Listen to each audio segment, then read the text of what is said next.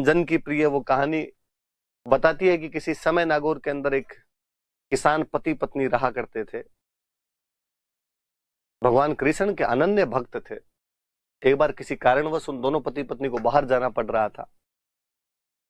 10-12 दिन के लिए बाहर जाना पड़ रहा था। तो अपनी बच्ची जो कि 10-12 साल की थी उसको कहा कि तुम घर को संभालना, ठीक है, पर पहले सुबह उठते ही भगवान कृष्ण को भोग लगाना। भगवान कृष्ण को भोग लगाए बिना तुम खाना मत खाना। पहले भगवान खाना खाते हैं फिर अपने खाना खाते हैं। बच्ची ने कहा ये भी ठीक है। अगले दिन बच्ची सुबह जल्दी उठी, स्नान किया, स्नान करके भगवान कृष्ण की अगरबत्ती की भोग लगाया वहां पर। कहा भगवान कृष्ण, पापा कह के गए थे कि आप खाना नहीं खाओ तब तक मैं नहीं खाऊं, इसलिए आप खा लो, तब तक मैं घर के बाकी काम कर लेती हूँ, फिर मुझे खाना खाना। बाकी काम निपटा कर आई तो उसने देखा कि खाना तो वैसे वैसे पड़ा है। खाने के नाम पर होता क्या था, तो मारवाड़ में खींचड़ा बनता था, तो बच्ची ने खींचड़ा डाला था। बच्ची ने मूर्ति की तरफ देखते हुआ, क्या हुआ, खा क्यों नहीं रहे?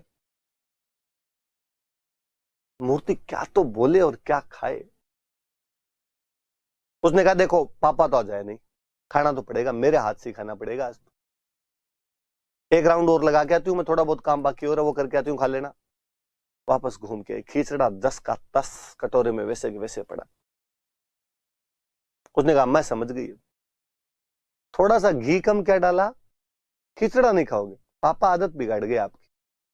घी लेके गरम करके और डाला उसके अंदर,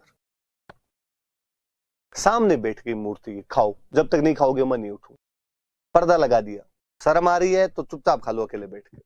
थोड़ी थोड़ी देर में पर्दा उठा उठा के देखे, 4 बज गए दोपहर के। बच्ची की आंतड़ियां खुलबुला गई। भगवान कृष्ण ने देखा कि बच्ची मर जाएगी आज। इस बार जब उसने पर्दा उठाकर देखा तो खिचड़ा गायब था। भगवान कृष्ण झीम गए। बच्ची ने दूसरे दिन वापस खिचड़ा बनाया और कहा कि आज नाटक मत करना, चुपचाप खा लेना फटाफट। अगले 10 दिन तक उसने वैसे भगवान कृष्ण को खिचड़ा खिलाया। निश्चित समय पर मम्मी पापा वापस लौटे। मम्मी रसोई में गई, रसोई में जाते ही मम्मी ने घी वाली केतली संभाल ली। अपनी भी मम्मियां बाहर से जब भी आती है तो घी वाली केतली ही संभालती है। महिलाओं का घी में जीव ज्यादा रहता है उधर। देखा कि घी की केतली खाली, बर्तन खाली। बुलाया बच्ची को और कहा कहां गया घी, कहां गया? उसने कहां गया मतलब, ये खा गए तुम्हारे कृष्ण जी? तो ये खा गए मतलब, अरे कि खिचड़े में डेली डालती थी, पहले दिन कम डाला, खाया नहीं, तो दूसरे दिन ज्यादा डालना शुरू कर दिया मैंने। पापा को बुलाया कि बहकी बहकी बात करी, क्या हुआ? बेच के आ गई कहीं, किसी को दे दिया, गिर गया, बता दे, कुछ नहीं कहेंगे तेरे को। उन्होंने कहा सच्ची सच्ची कह रही हूं, इन्होंने खाया है, मैं कल खिला के दिखा दूंगी आपको। दूसरे दिन बच्ची ने पिता और माता को वहां पर खड़ा करके भगवान कृष्ण के सामने खिचड़ा रखा और कहा कि भगवान कृष्ण आज लाज रखना, मम्मी पापा चोरी का इल्जाम लगा रहे हैं, आज खा लेना चुपचाप टाइम पे। क्या देखते हैं कि उनकी आंखों के सामने खिचड़ा खाली हो जाता है। पिता ने अपनी बच्ची को दंडवत प्रणाम किया। पिता ने कहा 40 साल बीत गए इस सांवरिये की पूजा करते करते, आज दिन तक इसने इस प्रकार का चमत्कार मुझे नहीं दिखाया।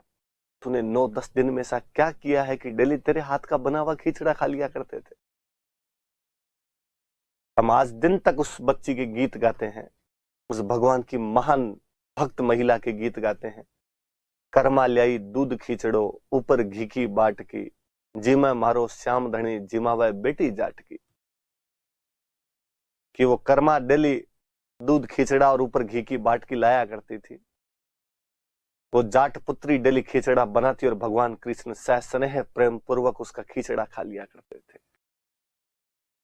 लोग कह सकते हैं कि अंधविश्वास है, तुम लोगों ने कहानियां जोड़ ली अपनी तरफ से। मुझे लगता है यार, बिना किसी बात के बात नहीं चलती, कुछ ना कुछ तो हुआ है। वरना लोग कहानियां अपने बाप की नहीं सुनाए यार, किसी तीसरी महिला की इस प्रकार की कहानियां यदि जन जन जानता है। मैंने कभी बचपन में सबसे पहले जो भजन याद किया होगा वो कर्मा वाला भजन था। दादाजी ने घर में रैंडम शाम के टाइम में बैठे बैठे गाया करते थे। हम टाबर होते, हम चले जाते कि लो भजन सुनाओ, और वो ये भजन सुनाया करते थे।